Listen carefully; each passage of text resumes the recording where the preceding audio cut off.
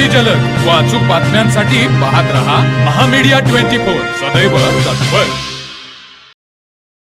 कागल शहर हे संपूर्ण महाराष्ट्राचं मेडिकल हब म्हणून वेगानं नावारूपाला येत असून येथील शासकीय होमिओपॅथी महाविद्यालय व रुग्णालयाच्या बाह्य रुग्ण विभागाचा लोकार्पण सोहळा मंत्री हसन मुश्रीफ यांच्या उपस्थितीमध्ये उत्साहात पार पडला. जागतिक आरोग्य दिनाचं औचित्य साधून आयोजित करण्यात आलेल्या या कार्यक्रमामध्ये बोलताना त्यांनी कागलच्या वाढत्या वैद्यकीय महत्त्वाची ग्वाही दिली. मंत्री मुश्रीफ म्हणाले की कागल शहरालगत 100 बेड्सचे ग्रामीण रुग्णालय प्रशिक्षण पथक, सांगाव येथील शासकीय आयुर्वेदिक महाविद्यालय आणि पिंपळगाव खुर्द येथील शासकीय होमिओपॅथी महाविद्यालय यामुळे या भागाचा वैद्यकीय स्तर उंचावला आहे. नूतन बाह्य रुग्ण विभागामध्ये मेडिसिन, सर्जरी, बालरोग, स्त्रीरोग आणि आपत्कालीन सेवा कार्यरत राहतील. तसेच आगामी काळात येथे पॅथॉलॉजी, एक्स-रे, फिजिओथेरपी आणि योगा यासारख्या अत्याधुनिक सुविधाही पुरवल्या जाणार आहेत. रुग्णांची सेवा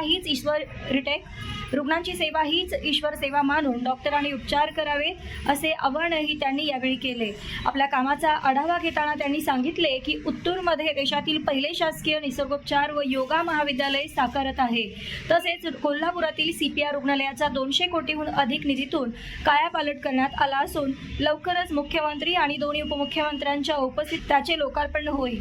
शेंडा पार्क येथे अमेरिकेतील शहरांप्रमाणे अत्याधुनिक राजश्री छत्रपती शाहू महाराज वैद्यकीय नगरी साकारत असून येत्या 2 वर्षांमध्ये हे काम पूर्ण होईल असा विश्वास त्यांनी व्यक्त केला.